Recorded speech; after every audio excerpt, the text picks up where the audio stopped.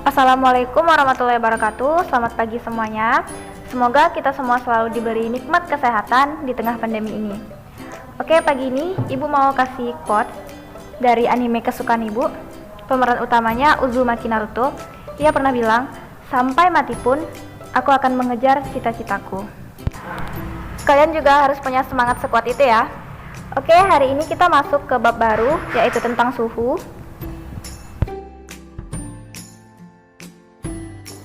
Pada KBM hari ini, diharapkan nantinya kalian mampu menjelaskan pengertian suhu, mempelajari karakteristik berbagai jenis alat ukur suhu, mempelajari cara menghitung konversi skala termometer. Nah, perhatikan gambar. Di masa pandemi ini, tentunya kita sudah tidak asing lagi menemukan situasi seperti di gambar tersebut. Nah, saat kita memasuki mal, tempat wisata, dan tempat atau daerah asing lainnya, maka petugas keamanan di tempat tersebut akan mengarahkan satu alat ke dahi kita. Tahukah kamu apa nama alat yang digunakan?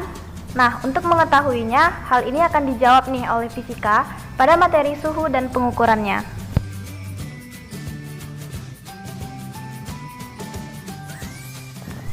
Apa itu suhu? Suhu adalah besaran yang menyatakan derajat atau tingkat panas tingginya suatu benda. Nah, alat yang digunakan untuk mengukur suhu adalah termometer. Apa isi dari termometer? Termometer dibuat berdasarkan sifat termometrik zat. Nah, sifat termometrik zat ini adalah perubahan sifat fisis karena dipanaskan. Misalnya perubahan volume zat cair, panjang logam, hambatan listrik logam, tekanan gas pada volume tetap, dan warna kawat yang berpijar. Nah, termometer memanfaatkan sifat termometrik zat yang berubah secara seragam terhadap suhu. Jadi, zat yang umum dipakai untuk mengisi termometer adalah yang pertama raksa. Nah, di sini ada kelebihan dan kekurangan dari raksa. Pertama, kita lihat dari kelebihannya dulu nih. Kelebihan dari raksa yaitu 1. Pemuaiannya teratur, 2. Konduktor panas yang baik, 3. Raksa tidak membasahi dinding kaca, 4. Kalor jenisnya kecil, 5. Rentang pengukuran luasnya dari minus 39 derajat Celcius sampai 357 derajat Celcius. Nah, kekurangan dari air raksa, yang pertama, raksa termasuk bahan kimia yang berbahaya, dan raksa juga tidak bisa digunakan untuk mengukur suhu yang sangat rendah. Nah, zat umum kedua yang sering dipakai untuk mengisi termometer yaitu alkohol. Kelebihan dari alkohol, yang pertama konduktor panas yang baik, kedua mudah memuai, 3 kalor jenisnya kecil, 4 rentang pengukurannya luas, mulai dari minus 114 derajat Celcius sampai 78 derajat Celcius. Untuk kekurangan alkohol, yang pertama tidak berwarna sehingga sulit terlihat, jadi harus diberi pewarna dulu. Yang kedua, tidak bisa digunakan untuk mengukur suhu yang sangat tinggi dan membasahi dinding kaca. Perbandingan skala termometer. Di sini ada 4 jenis termometer yang umum dipelajari, yaitu skala Celcius, Fahrenheit, Kelvin, dan Réaumur. Nah, barangkali di SMP kalian sudah mempelajari 4 skala ini. Namun, di sini kita akan ulas kembali. Keempat termometer ini memiliki ciri khusus dan karakteristiknya. Misalnya, kita mengukur suatu zat yang dalam hal ini adalah air. Bila kita menggunakan termometer Celcius, maka titik beku air menunjukkan 0 derajat Celcius, sedangkan titik didih air adalah 100 derajat Celcius. Sedangkan, jika kita menggunakan termometer Fahrenheit, titik bekunya yaitu 32 derajat Fahrenheit, titik didih air yaitu 212 derajat Fahrenheit. Demikian juga dengan termometer Kelvin.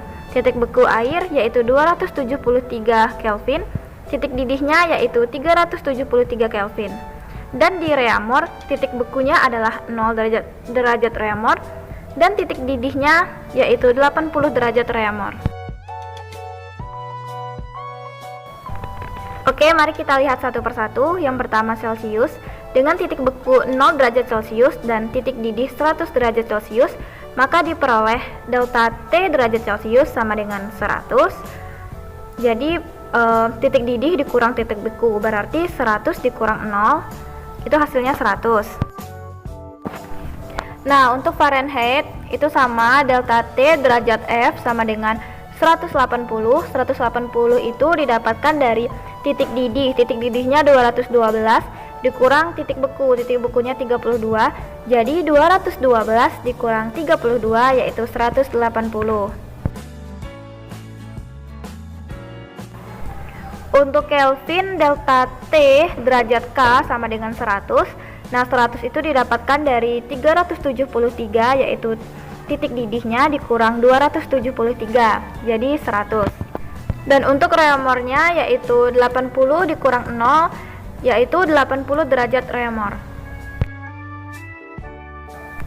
Jadi, skala perbandingannya adalah delta T derajat C dibanding delta T derajat F banding delta T derajat K banding delta T derajat R sama dengan 100 dibanding 180 dibanding 100 dibanding 80. Atau bisa juga disederhanakan dengan delta T derajat C banding delta T derajat F banding delta T derajat K banding delta T derajat R sama dengan 5 banding 9 banding 5 banding 4. Nah, misalnya kita konversikan suhu Celcius ke suhu Fahrenheit.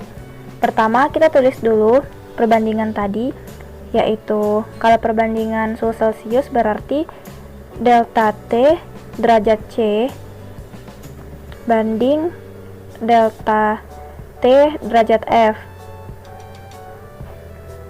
sama dengan 5 banding 9. Nah, dari perbandingan ini bisa kita tulis delta T derajat C per delta T derajat F sama dengan 5/9. Nah, bila delta T derajat C ini didefinisikan sebagai selisih skala yang ditunjuk pada termometer C, dan delta T derajat F ini didefinisikan sebagai selisih skala yang ditunjuk pada termometer F, maka dapat kita tulis rumusnya menjadi T derajat C dikurang 0. Nah, kenapa 0? 0 ini kan batas titik beku pada termometer C. Berarti sama juga dong dengan yang di bawahnya. Bisa kita tulis T derajat F dikurang, batas titik beku pada termometer Fahrenheit itu kan 32. Sama dengan 5/9. Nah, dari persamaan ini muncullah dua persamaan nih. Yang pertama T derajat F sama dengan 9/5. Kenapa 9/5?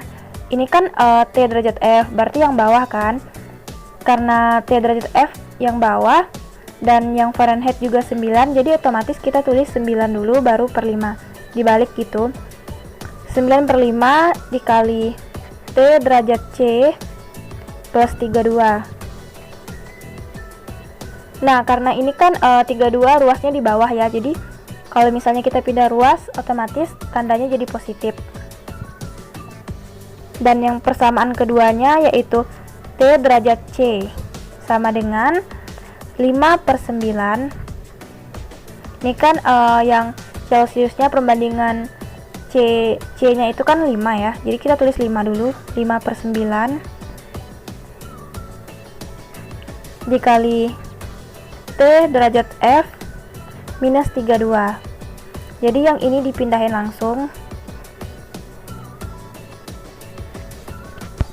Nah, jadi untuk konversi suhu Celcius ke suhu Fahrenheit, jika ditanya suhu Fahrenheitnya ini persamaannya. Dan jika ditanya suhu Celsiusnya, berarti persamaan yang digunakan yang ini. Nah, untuk contoh soal, ubahlah suhu 40 derajat Celcius ke dalam skala Fahrenheit. Oke, pertama kita tulis yang diketahui dulu. Ubahlah suhu 40 derajat Celcius, berarti yang diketahui suhu derajat Celcius sama dengan 40. Dan yang ditanya berarti suhu derajat Fahrenheit ya.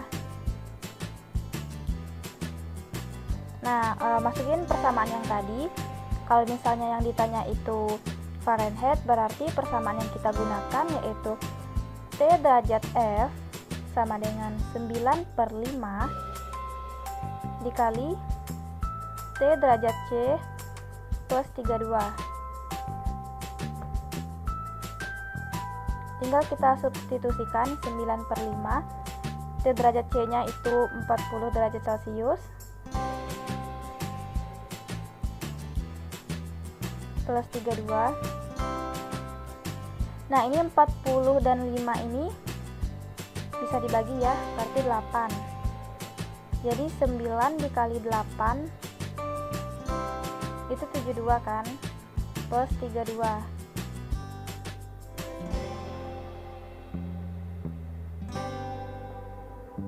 Jadi